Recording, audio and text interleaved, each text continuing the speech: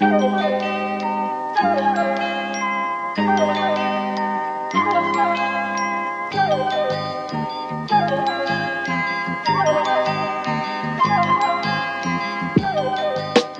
everyone, and welcome to another episode of Trashfuture. As you can probably tell, because you're hearing my voice and not Riley's voice. I was say, Riley, you sound very different. People have told me in the past that they can't tell me and Riley apart. Really? And I'm like, I don't expect people to be able to tell the difference between an American and a Canadian accent. You have such a different affect, is the thing. I know. And they've told me that before. They're like, oh, I can't keep the North American guys apart. And it's like, surely you can just listen a little more closely there. So one of them is sort of like gourmand, and one of them sounds like very depressed all the time. Hey. So thanks. Set me off on a really Sorry, good I didn't mean to completely destroy your self-esteem a minute into the recording. So we're getting to do an episode about something we really enjoy, and this week we are speaking to my friend Jane Pek about her new novel, her first novel, The Verifiers. Jane and I went to graduate school together, and I read initial drafts of this book more than 7 years ago, and now it's gotten published, and super excited for that. So we brought on Jane to talk about her novel. Both because it meets our tech angle requirements, but also because we decided to do something that's nice that we enjoy, as opposed to nice future. Yeah, exactly. Nice future can possibly exist, for at least those interstitial weeks between Christmas and New Year's. So, Jane, how are you doing? Welcome to the show. I'm great. Thanks so much. Thanks for having me on. I'm excited to talk about it. And a pleasure. Yeah, and it's interesting too because I feel like, Nate, you read such a different version of this years and years ago, and I guess Alice, you're coming to this fresh, having just read this version. So a lot of things changed, I think, between version 1 and version 1001. Well, I was reading this and I was thinking, not only is this very, very current, very topical, but it's such a Trashfuture book. It's so perfect for us. It's like laser targeted. Yeah, I was thinking the same thing because I remember reading the original drafts, and one of the things that struck me was you set the initial novel or the initial draft a little bit further in the future, or what felt like further in the future, in 2014. And what's strange to me is that to me it reads a lot more contemporary now, as though the dates are marked 20XX, but it could be now or it could be a few years in the future. But it feels as though some of the things that seemed hypothetical or maybe a little bit fantastic in the early drafts now just seem like, oh yeah, that's 100% plausible. And like the way in which you do tech guys and corporate guys. There's a scene in the end where a couple of characters mention offhand about SoftBank investing some ridiculous amount in a very silly startup. And at this point, I'm pointing at the screen like Leo DiCaprio. I'm like, yes, that's us. Yeah. So we have explored. We have really done some niche discovery with regard to all of the different terrible SoftBank. What's the fund called, Alice? Oh, it's the Vision Fund. Vision Fund, yeah. In companies like OIO, the company that destroys hotels, just various amazing stories, and so that all rung true to me. And I think I'm gonna let you introduce, talk about the overall summary of the plot here in a second. But that was something, Alice, I'm glad you pointed that out, because there was a point I was like, these guys. As I was reading, I'm like, these could be tech guys in 2011, sort of riding the wave of apps will solve all social problems. They could be tech guys now. They could be tech guys in 2041. That mentality will always be there, it seems, regardless of the tidal wave of contrary evidence. But Jane, when I do sort of an elevator pitch to friends about this book, and when I was doing, people asked me when I was a first year MFA student, what kind of things are people in your program working on? I would describe your work, and I would just say, well, a friend of mine is writing a novel about someone whose job it is to basically be a private investigator to determine whether or not people are telling the truth on their dating profiles. And the reaction I would get would be like, oh man, wow, that sounds like something that could exist. Sometimes people would say, God, I wish that did exist. And I was like, oh, I don't know about that. So I wanted to, that's my, quick pitch, but I'm wondering if you'd like for our listeners to sort of, explain your view on the overall summary and also how you came to this idea. Sure. So I guess, and Nate, I think that's a great summary of the novel, and I'm glad people reacted positively. I guess I would say this is a book about online dating and compatibility algorithms and what it means to know someone in our kind of contemporary age when so much of ourselves is filtered through profiles and personas and virtual interactions. I'd say it's also a novel about family, because my main character is a second generation Chinese American immigrant.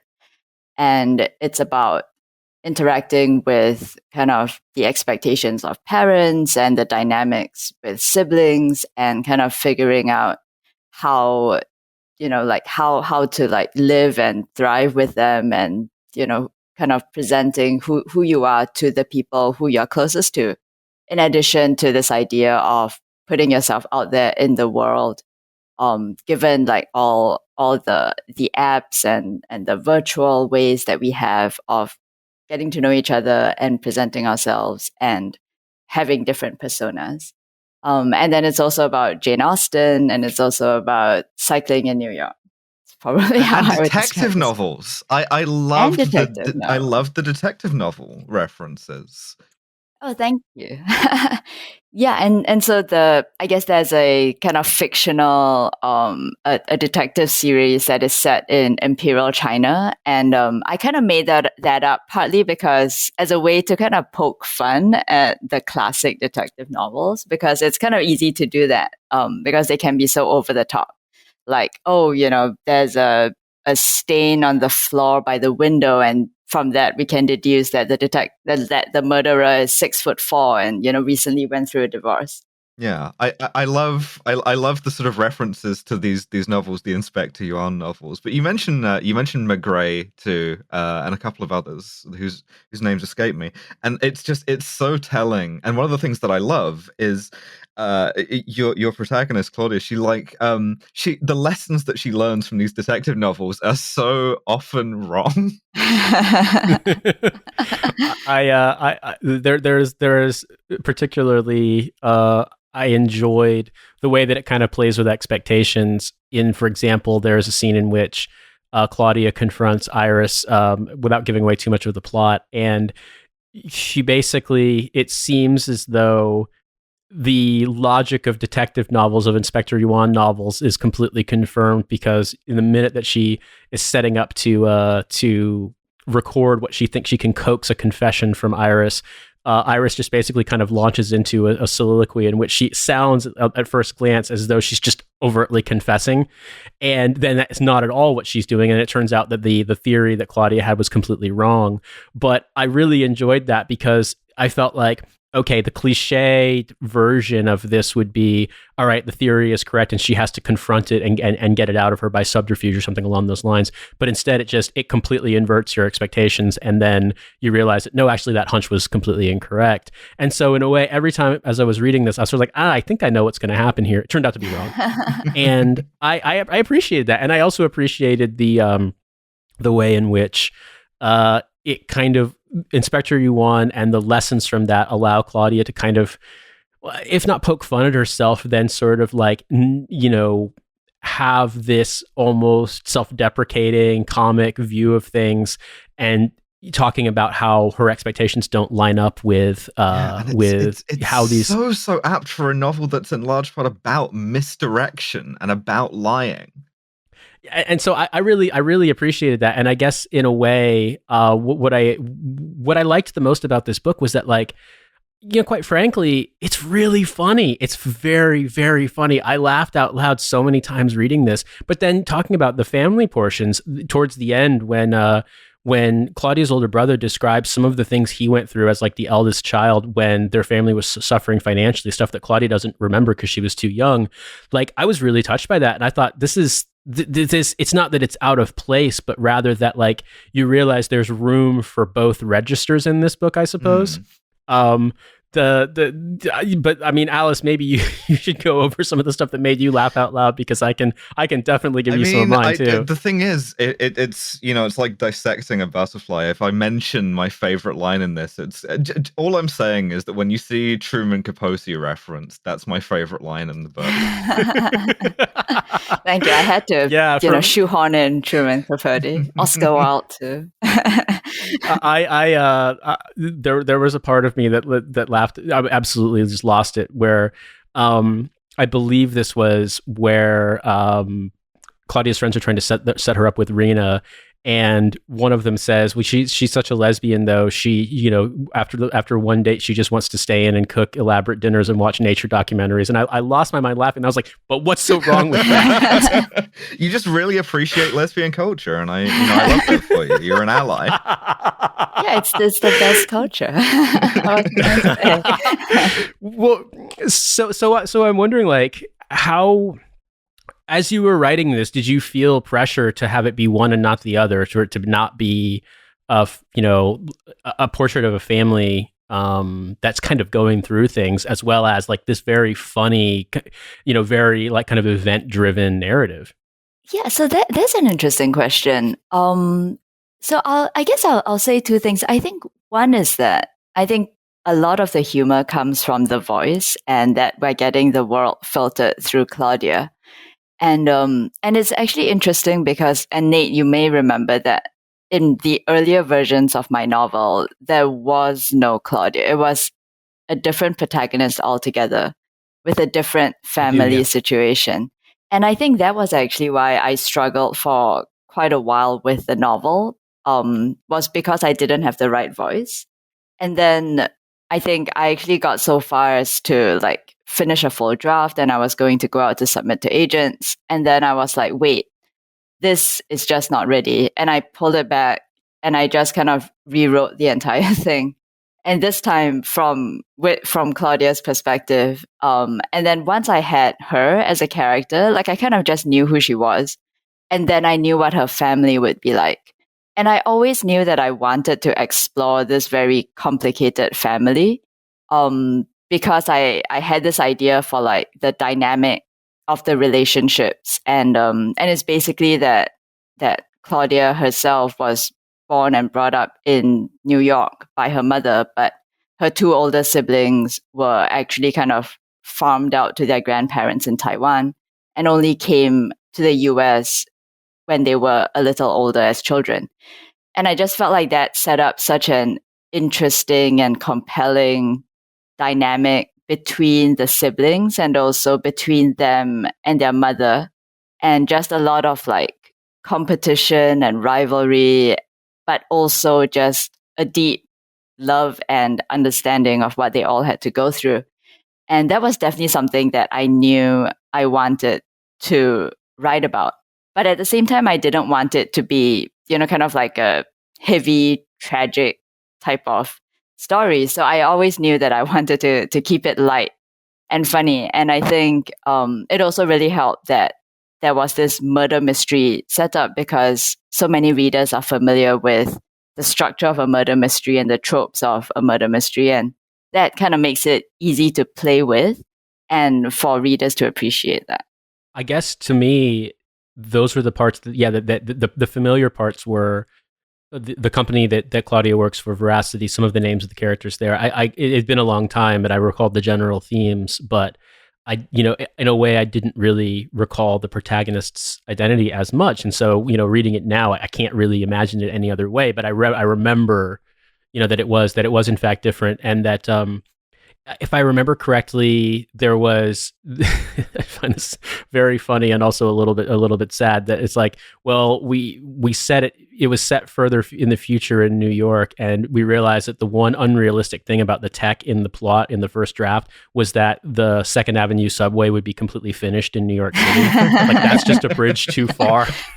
That is true. That kind of set it 50 years into the future. Exactly.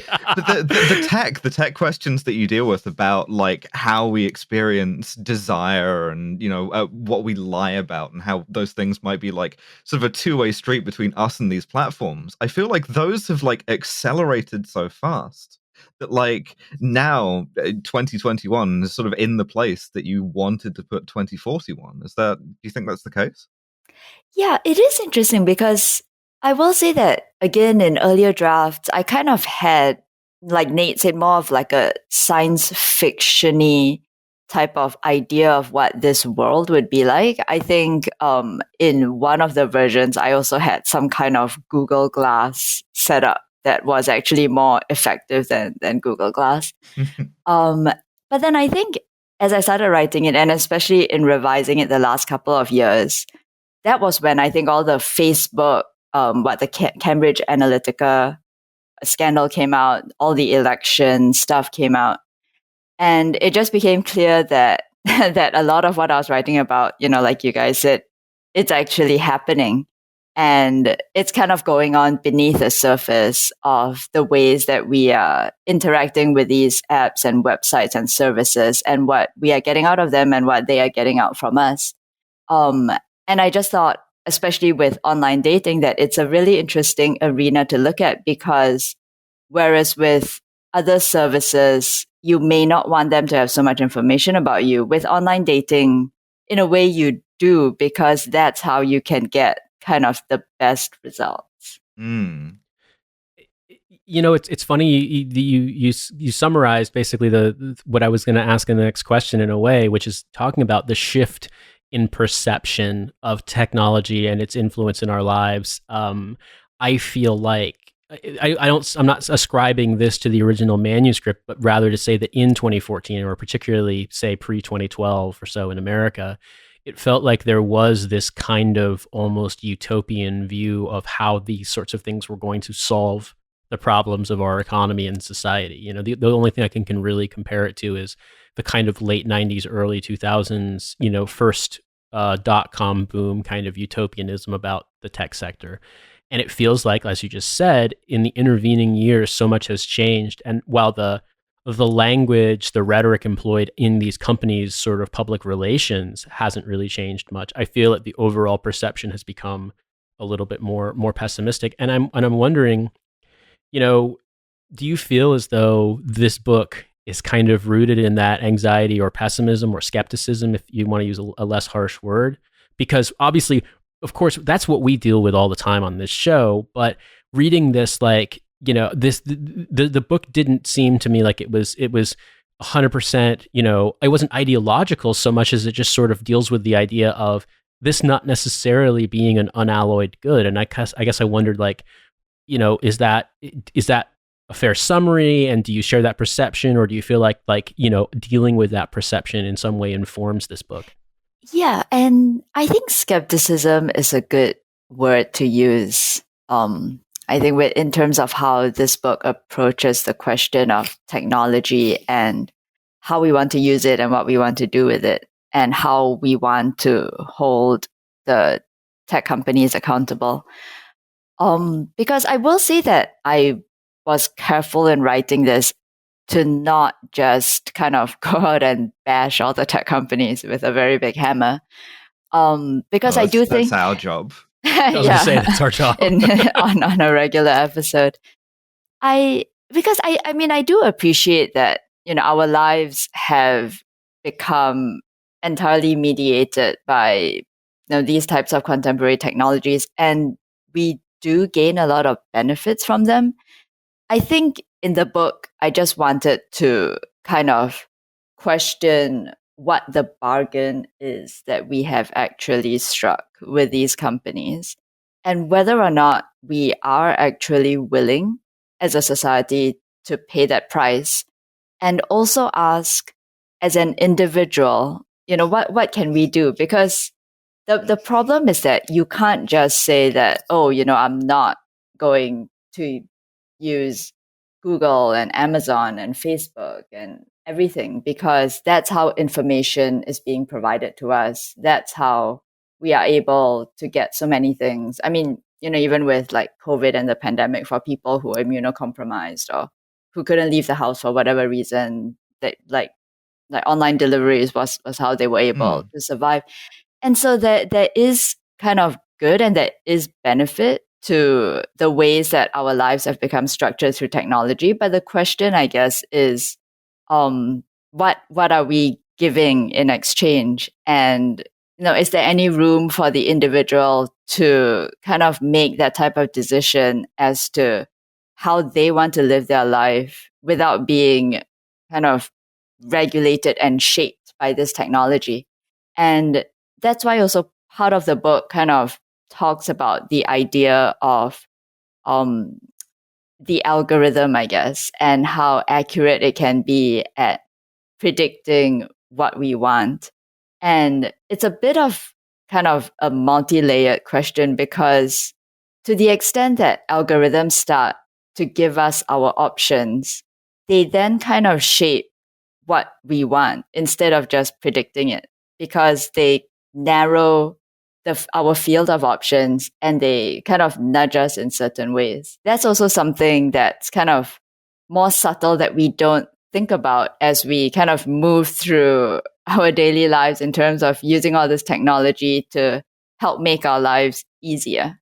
Well, that's something that I admired a lot in the book, is that the not to spoil too much, but the sort of the threat that technology poses moves very quickly from something that's sort of comical and ridiculous to something that's much darker. And it reminds me a lot of that shift that people had in the way we started thinking about like predictive algorithms, is going from like, you buy a TV on Amazon and Amazon then says, would you like to buy another TV? Into, now it's the reason why you can't talk to that one uncle at Thanksgiving. Yeah, I mean, I was thinking about it too, that, even if you wanted to be a sort of Amazon big tech refusenik, it's not even really possible. No. Even if you don't use Amazon.com to purchase things, basically any website you use, chances are extraordinarily good it's going to be hosted on Amazon Web Services. And, whether or not you use Google, like if you have a smart device of any capacity, chances are extremely good that it is reporting location information that is being used to feed whether or not how Google determines both the popularity of things, or like how busy traffic is, things along those lines. The only way out of it is to use none of it at all, which isn't really realistic. And even then, people. we get that explicitly in the text, because Claudia doesn't use any of these dating platforms, and therefore is like, my data can't be harvested, and is just flatly oh no, you just take that anyway. Yeah, we're just constantly stealing your data, figuring out where you're going. Yeah, it is very funny that Claudia gets sort of surprised by the fact that like the sleuthing that she is able to use with the various platforms just turned right around on her without her even really realizing it.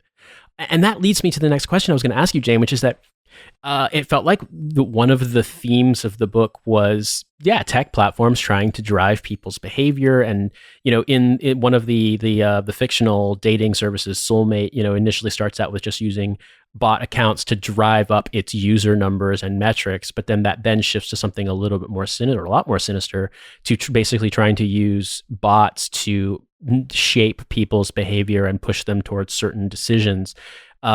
And we've seen this, you alluded to this previously, we've talked about it on Trashfuture quite a bit, everything from Netflix and Facebook using really arbitrary and sometimes completely obscured metrics to drive up their viewership numbers. Netflix saying that the Mark Wahlberg vehicle, Spencer Confidential, was seen by like 85 million people because at least 85 million people, watched at least a couple of seconds of that film on Netflix before skipping to something else. Red Notice being insanely popular, sure.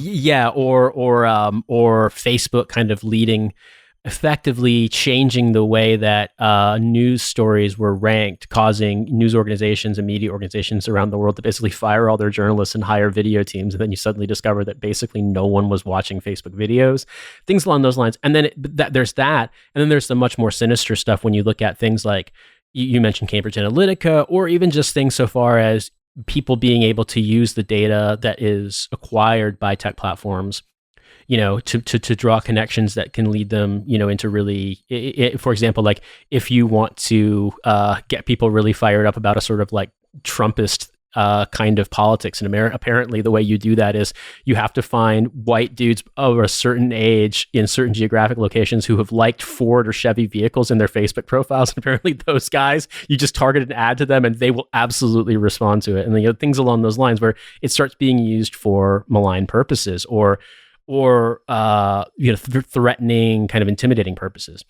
But then also, like Alice mentioned, Claudia is someone who kind of exists outside of that in a way, and is not quite immune to being nudged, but kind of looks on all of this as an outsider.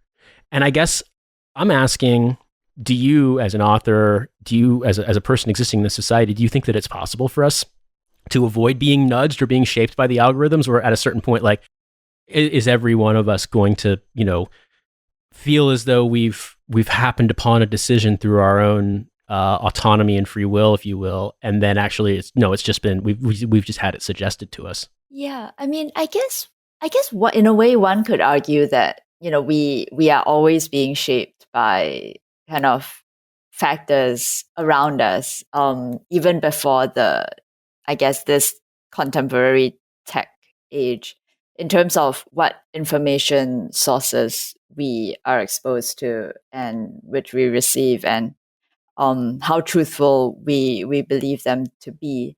I guess I would say that in this current day and age, I mean, I kind of don't think it's possible, like, to the extent that you are kind of plugged into the internet and you know what's going on.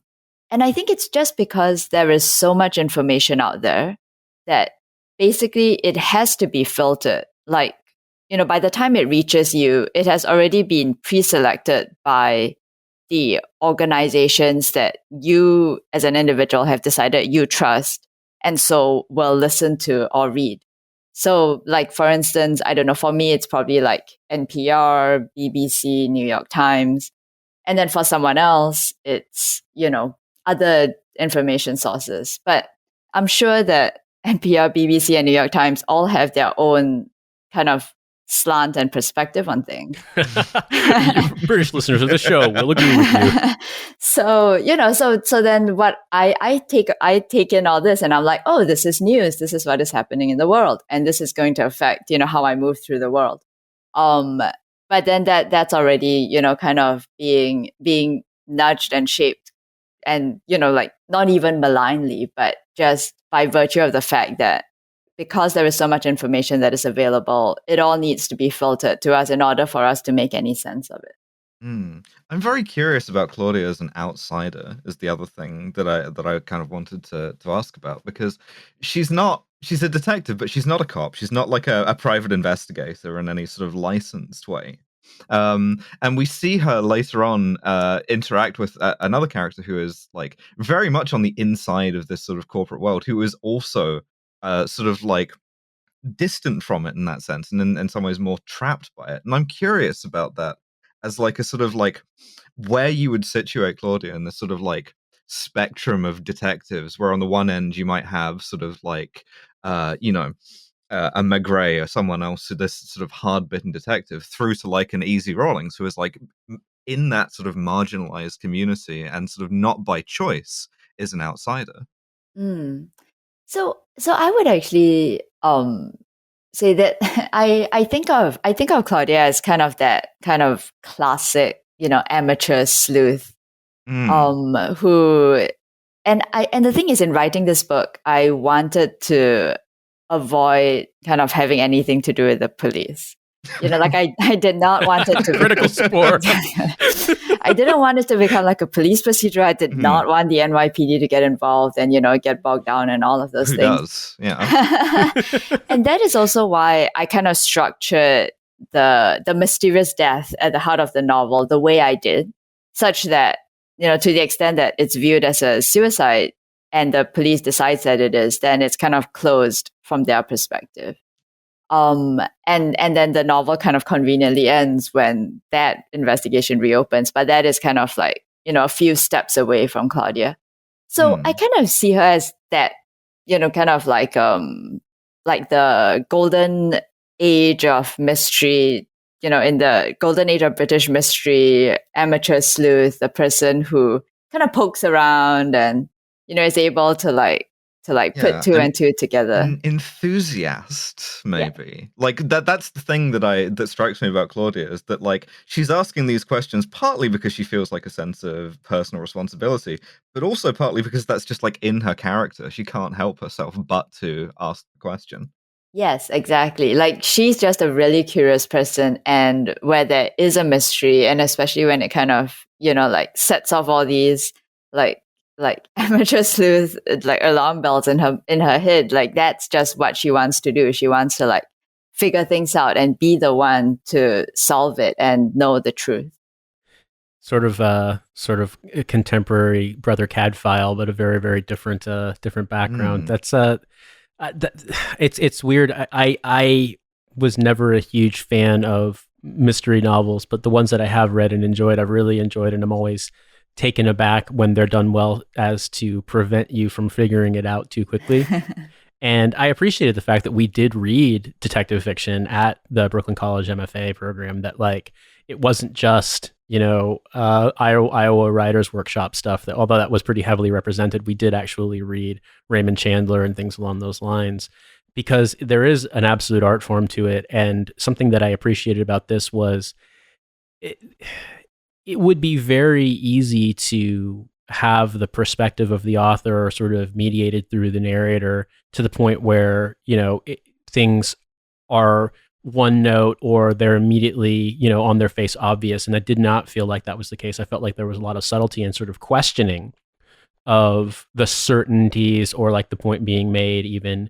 For example, and let me just say that before I talk about this particular detail about the relationship between Claudia's older sister Coraline and her at one point boyfriend Lionel, I do appreciate the subtle digs at New York writing culture. Those really, really warmed my heart. I was like, yes, get them.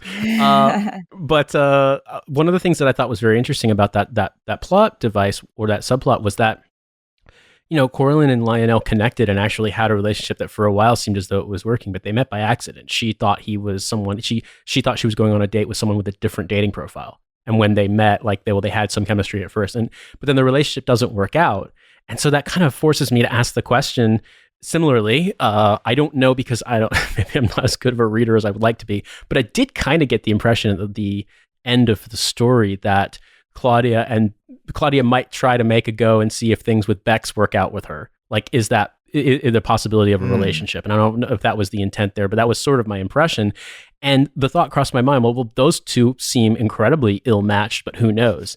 And the thought crossed my mind that, like, on one hand, the relationship with Coraline and Lionel would suggest that ultimately the algorithms are right. Like, they weren't compatible, and even if they thought they might be compatible, they weren't. But then that reading, perhaps, and I don't know if I'm correct in it, of potentially there being something between Claudia and Bex would seem to imply that, well, maybe that doesn't really matter. And so I guess the question I have to you is, do you think that ultimately the algorithms are correct, that like they know us better than we know ourselves, and that this sort of thing does sort of determine success or failure? And if we are wrong, if they do, is it like a fight worth losing? Yeah, I know. And that is actually kind of a question that I personally do find very interesting, which is what would it mean for, romantic love if it could be predicted by an algorithm? Like it almost feels like part of why like part of why love is so meaningful is because it's hard. It's like you have to go out there and, like find people and get to know them and figure out who they are and who you are in relation to them. And sometimes it works out and sometimes it doesn't. But even when it doesn't work out, you learn something, and hopefully you had something special and meaningful. And then you like continue this process, and also hopefully you eventually find someone who you feel like you want to spend the rest of your life with. And so in a way, if it was that easy, like you just kind of put in your data and then the computer spits out like this is your 100% match, it almost feels like we would lose something there. But at the same time, I did want to raise that possibility that, maybe these algorithms do have some idea of what they're talking about. And if that is the case, then what role should they have in our romantic lives? And I will say that, I mean, like, and I feel like just being being someone who was brought up on genre and who loves genre, I always think of books in threes because I love trilogies. And so, like, if I do end up writing a sequel, there are further ideas that I do want to explore with respect to that question of, what role these algorithms should play in terms of how we find love, even if, or maybe especially if it turns out that they are accurate. It's very funny to me because I think about when you talk about percentage matches, that brings to mind OkCupid, which I think may have fallen off a bit, but was at one point quite popular. And I was on and used, about a decade ago. And it's funny to me because I met someone on OkCupid and we had a relationship for 2 years. And I think the circumstances of our various careers made it impossible for it to work forever. But we were actually quite well matched. And I was sort of like, wow, I guess OkCupid really knows its stuff. But then out of curiosity at one point, this is before she and I started dating, I entered in to see, as I was planning on moving back to New York when I was, in the Army and stationed in Korea. And I put in information to look down and see like, I wonder what dating prospects will be like when I move to New York.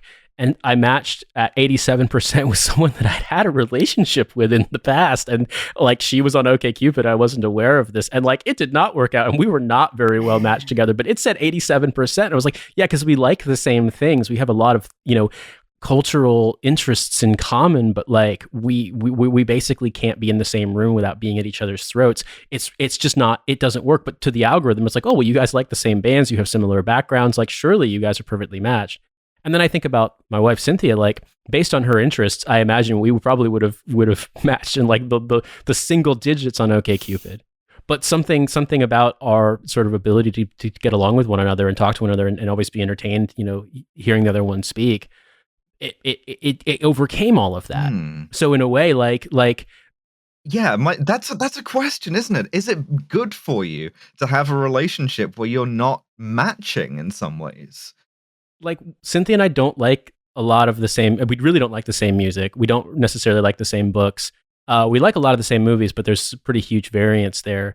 But like, I did find it very funny that it sort of implied it's like, according to the matching, it's like, well, all these things are enough, so you guys can talk about the same things while you hate each other. Or it has this like flattening, like homogenizing effect, right? Like you could end up sort of watching like you watch 4 movies until you're old enough to start dating. You plug those 4 movies in, and then somebody else who watched the same 4 movies is just your soulmate, right? You're never challenged to like experience anything else. It's the same thing where I've liked enough pictures of certain room design aesthetics on Instagram that now it just knows. It's like you like skirting boards and crown molding and herringbone floors and like Persian rugs on things. So it's just, we're now going to send you nothing but that in hundreds of different accounts from the same aesthetic. It's sort of like that, but for romantic partners. And that's kind of frightening. So in a way, like this book, I mean, it was fun. It was entertaining. I laughed out loud so many times. I mean, I read it sort of in bounds because once I started reading, I didn't want to put it down.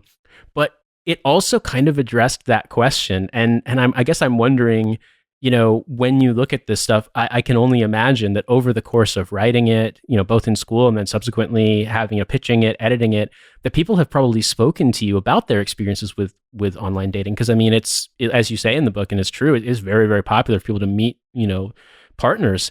So like, I'm just wondering, as you kind of moved through that world of getting this together and into, to publication, like, have you revised or have you reconsidered your thoughts on sort of what the overall impact of this is?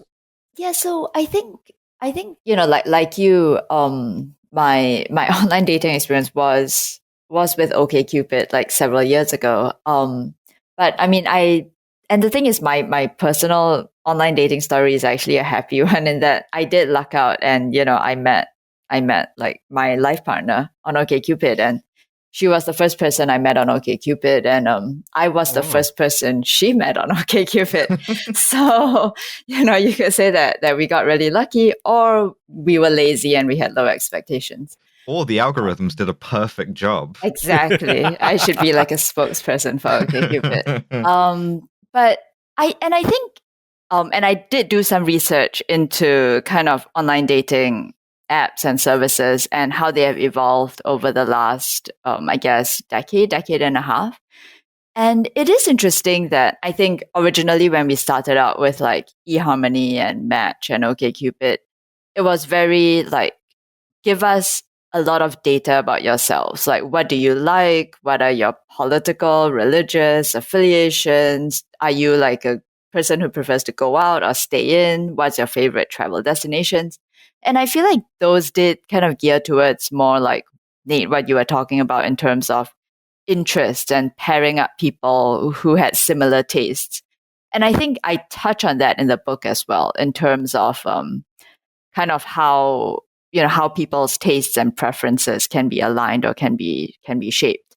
But then after that came along like Grindr and Tinder and the whole like swipe culture, and then it was almost like kind of a 180 shift where it moved from like kind of formulating full profiles and telling us a lot about who you are and what you're looking for and what you want, to like pictures and 3 words, or like your favorite pizza, or like like what's a quote that summarizes you. And then nobody's reading the essays on my Grindr profile. Exactly. They're just looking at all your amazing pictures. And so I feel like there it kind of shifted to, and I think Vanity Fair actually had an article where the title was Tinder's the world's biggest, scariest bar. And so it kind of became more like that. Like it became a way to hook up with people, but giving you access to far more people than you would if you just walked into a bar on a Friday night. And I think now we're starting to see a bit of a shift back from that. As people are like, well, I would like to get to know these people more than, just looking at their possibly filtered pictures or just seeing, 3 random words that they threw up there. And so there's now like apps that kind of try to get a bit more information, try to put a bit more effort into matching people. But the algorithms themselves have also changed, I think, because they used to go by things like interest and getting as much data about you as a person. And then over time, they have actually shifted to this idea of they look at people you like, and from there, they kind of try to match you with the next person. And similarly, they look at the people you like and they see whether or not the people that you like you back. And so they basically try to match you like with someone who they feel would like you back as well, that you would like, based on your previous. That's a rough measurement. That's a cruel measurement. They're like, I was going to say, is loser 0 or 1? No, and they do actually say, I think it is actually based on, I believe it there's actually kind of a mathematical type formula called the marriage problem or something like that. And the idea is basically that you should not be trying to bet way out of your league. So, yeah, it's basically, I love it when my dating app practices expectation management. Exactly. So end up with number 5 on your ranking list or something like that. But then the thing is, the online dating world in my novel is a bit different, because I was actually interested in exploring what happened if we did go down that path where it was very data driven and the apps were focused on collecting data about you, and they wanted to predict who you would like based on who you were, and not simply based on your prior kind of successes and failures in terms of like whether or not who you like and whether or not those people like you back, which is more of a, I guess, not personalized measurement. It's just based on reactions. And so that was what I wanted to go into in my novel, which is, what if they are able to use these algorithms to find us the perfect people, and not just, the people who are willing to date us, kind of thing. Looking back on what you're describing, it is a perceptible shift, isn't it? That it kind of went from matchmaking to speed dating. Yeah. And that I see what you mean, in the sense that, it just, OkCupid and things along those lines were really like, let's get a personality survey and let's have, sort of, I've heard of these stories that back in the olden days, especially for people who were executives or people in business, there were services that were just sort of like this, say in the 80s and 90s, where you would fill out a survey and mail it to them, and then they'd, match you up with someone eligible or something like that. And that was the model that some of this was built on. And then, like you said, now, well, it far more is just sort of like data point, just sort of feeding, react to this left, right, do you like this? Do you not like this? I can even recall OkCupid kind of turning into that when it started having kind of like, sort of roulette wheel of profiles. Sort of gamification, really. And the grim notice that I would get periodically when I was stationed in South Korea, like, you have reviewed all profiles in your search criteria. It's like, wait a little while, you lonely idiot. Just opening my loot boxes. Yeah. So, man, that it is such a wild thing to consider how much that we'll talk about online dating, but what that means has changed over the course of our adult lifetimes, as the stuff's become more ubiquitous. But there was also some questions, Alice. I know you wanted to ask some questions specifically and talk about some of the other aspects of this book, specifically. As ever on any podcast I'm on, I want to talk about being a lesbian, right? Because that's one of the things that like appeals to me most about Claudia as a character. Is she reminds me very much of like a throwaway joke I did on Twitter about how I wanted to read like a sort of a Sam Spade style character, but like an extremely stupid lesbian. He just like sees like a flash of like femme fatale leg and then immediately gets coshed over the back of the head. And like I'm doing Claudia a disservice there, but she, that is part of this novel too. And I'm curious where the character of Bex came from in particular, and like what that sort of like. I just want to like fangirl for a bit. I want to talk about Bex because I love her. Oh, that's great. She can be prickly. But, so I will say Bex had actually always been in the novel throughout. I think Kamla and Bex were the two characters who I always had a very clear like idea of, like visually, and just their personalities and how they interacted and how they interacted with the world. And that was always clear. I will say that again in earlier versions of the novel, that isn't really that like kind of developing will they won't they kind of the idea. Frisson, sure. That in this novel, but I did want Claudia to acknowledge that she thought that her boss was hot. Because I feel like that is how you are like in real life, right? You're like, oh my gosh, my boss is really hot, but she's also like, like hot, the boss but from hell. Yeah, exactly. And I think as I was kind of, moving along, like I felt like that was kind of how people were reacting. They were like, oh my God, I really want them to hook up. And I think part of it is that they are so different. But I think it also actually plays with a classic rom-com trope, which is that idea of, these two characters and you think they can't stand each other, and then, as you move through Bex is a lot like Mr. Darcy in that respect. Oh my gosh, and you are actually the second person to have said that. To have like kind of called out the certain Pride and Prejudice dynamic, in the sense that you see Bex through Claudia's perspective. And so Claudia interprets the way that Bex behaves in a certain way. Whether or not that is in fact, like how Bex is thinking, is at least closed off to us as the reader, given that this is all from Claudia's perspective. You can just sort of see her in the corner of some Regency ballroom wearing like a cravat, being, seeming about 8 feet tall. It just fits. It fits very well. Yeah, but I will say that kind of that whole dynamic between them was also really fun to write. And again, if there is a sequel, I am also looking forward to exploring. And I mean, that's another thing that I got from this, is that it like you could tell that you were having fun writing it when you were reading it. Yeah, it was there were parts that made me want to hit my head against the wall.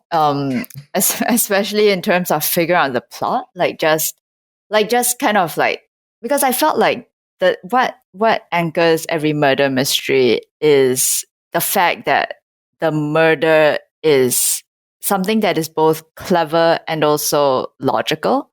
Like I I mean, not really. Like, I appreciate the mysteries that are technically correct, but that are just so implausible that you would be like, there is no way that someone would actually set up this way of killing someone. Yeah, they like shuffle the like poison praying mantis down the wire into the bedroom kind of thing. Exactly. Yeah, I think I read one where like someone had to trip the wire for like a zither, which would then set off an arrow that would like pierce through the screen and hit this person.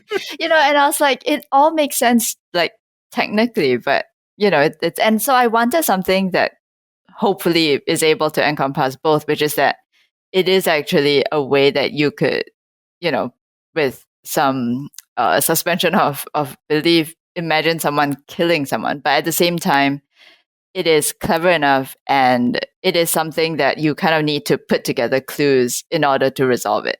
And that actually, turned out to be, I want to say, to turn out to be like one of the hardest parts of the novel. But the parts that I really enjoyed were just the dynamics between the characters. I really liked writing the family scenes and the ways that kind of they're all interacting and squabbling and getting annoyed with each other. And I also really enjoyed writing the scenes among like Komla and Bex and Claudia, and then Squirrel when he comes in.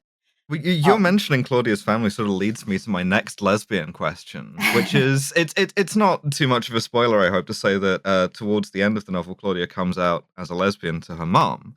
In a way. She comes out in a way. That's the thing that interests me, right? Is that like it's a very sort of particular conversation, and I'm curious whether it was like whether that flowed naturally or whether it was difficult to resist a more kind of like, if you like, westernized coming out. Yeah, and so the thing is, I think again in earlier versions of the novel, I think she never even went there. And I think kind of I decided to write that scene because it did feel like one wanted a bit more of a conclusion to that aspect of the story. It actually felt quite natural to me because it felt like the way that I guess someone in an Asian family would kind of talk about that topic, which is to say to talk around it. And especially because Claudia isn't close to her mother. And so I didn't really see them having a big, like, I'm gay. And, the mother being like, that's okay. It's very unspoken. Yeah. Yeah. And so I wanted to write something where both characters get what the other is saying without it actually being said. I really appreciated that because it felt like in Claudia's case, there were two big secrets that were sort of impeding closeness with her family. And one was that she had quit the job that her brother had set her up with in order to work at Veracity, but she didn't want to tell him because, for one, he had, done her a personal favor. And for another, like it seemed as though there was this constant back and forth between the two of them that he felt that she was capable of more than what he perceived she was doing. And then also the fact that her mom didn't know that she was gay. And so what I appreciated about it was that it did feel as though there was, this distinction between the way that she would reveal a secret to her brother who, grew up at least in similar circumstances to her versus her mom who isn't necessarily going to understand it in the same way. And I liked the fact that at the end she was sort of unburdened. Like, I appreciated that, and it felt like her, as the will they won't they stuff with Bex. Like Bex sends her a text, and it says if you fuck this up, basically I'm going to kill you. But she autocorrects to I'm going to kiss you, and she then basically my read of it. She basically was like feeling unburdened from having kind of gotten through some of this stuff in her life. She just basically says, well, I responded the way I wanted to respond, and let's see what happens from there. Question mark, winky face. Sure.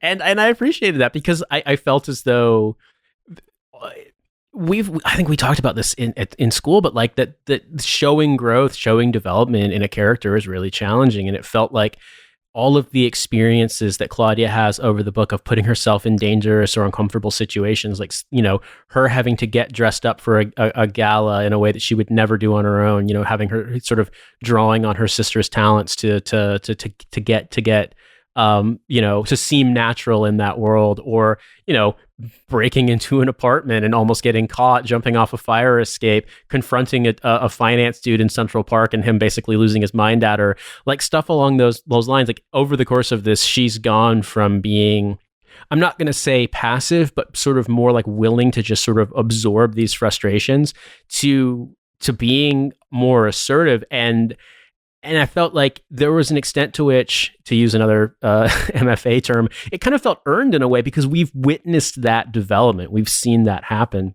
And I imagine, I want your feedback on this, but I feel like, considering you've worked on this for forever and it's gone through a lot of rewrites, and like you said, the protagonist character completely changed. I hope that like you felt like you had accomplished it by the end, because quite frankly, reading this, like I was along for the ride, and at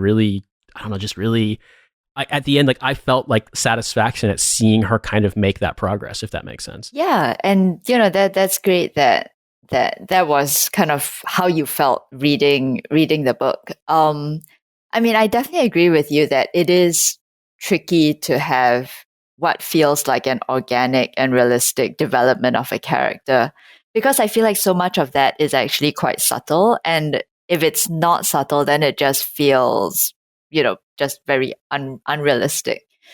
So yeah, I mean, I will say that I think as kind of Claudia progresses through the novel, I do feel like she does grow in certain ways. I think she does mature. And I think she does also become more cognizant of, actually who the people in her family are, in the sense that I think she starts out the novel with certain notions of who Charles is and who Caroline is. And I think especially Caroline, in terms of her views of her sister. And that was actually why I wanted to write in the scene where Caroline kind of enables Veracity to get into that gala, and then like enables Claudia to pass as someone who belongs in that world. And that is actually because of like just her skill and her knowledge in that sphere that Claudia has probably never really valued or thought much about before. There's a beautiful sort of like femme moment at the end where Claudia, like seeing herself made up to like pass into this gala, just tells her sister, "You're awesome," and she just goes, "Yeah, I know." Caroline definitely knows how awesome she is.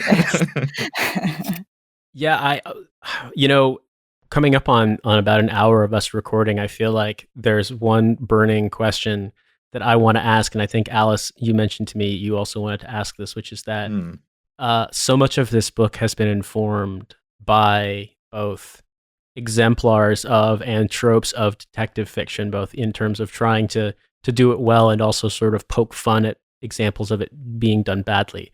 So I've got to ask, what detective fiction books do you like? That's a great question. I love answering that. So I'll say that, I grew up as a kid, I was reading the classics like Sherlock Holmes, Hercule Poirot. And then as I grew a bit older, I did read Maigret. And most recently, I've actually gotten into Josephine Tey. I will say that I'm probably more of I like the more classic, especially British type mysteries. I'm not so into the Private Eye type of mystery, although I appreciate kind of the very stylistically, evocative, and they have that certain voice that is enjoyable to read. But I will say probably at the end of the day, my heart might be with Hercule Poirot. Yeah, it's funny when you mentioned that, because I was thinking when you were talking about some of the complexity and the difficulty of the murder being both like novel and also plausible, that I thought about like Dennis Lehane books, which it's more about sort of like the grittiness and the unsettledness and just like how venal and depraved the world is, and these sort of hard-boiled cops and PIs trying to solve it. Or I was thinking about like, if someone's a fan of Sherlock Holmes or Hercule Poirot, there are some modern books, even in the sort of police procedural style thing, that would probably fit them, but they're probably not going to want to read, Paul Auster's City of Glass or something like that, which is a detective novel, but it's just completely insane. Like there's so much complexity and variance within that world. And so I guess I would say this feels like it is in the vein of that sort of classic murder mystery style novel, but also, sort of ruthlessly contemporary and relevant to what we talk about. And can I just say, I absolutely loved this book. Oh yeah, it was great. If I read detective fiction or things along those lines, it's normally just from the recommendation of friends when someone says a book's really great. But like, if any of this conversation has interested you, the listener, like please, there will be a link in the show notes. Go out and get this book. Like I absolutely cannot recommend it highly enough. And huge endorsement from me as well. The first read through, I did that in a day. Oh wow! Literally, I was like, this is like my entire schedule for today. Is I'm going to sit down, I'm going to read this cover to cover now.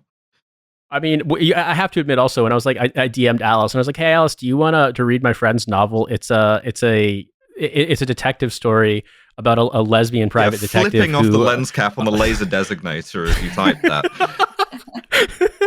Also, it involves the tech industry and online dating. And it's just like steam pouring out of her ears. Yeah.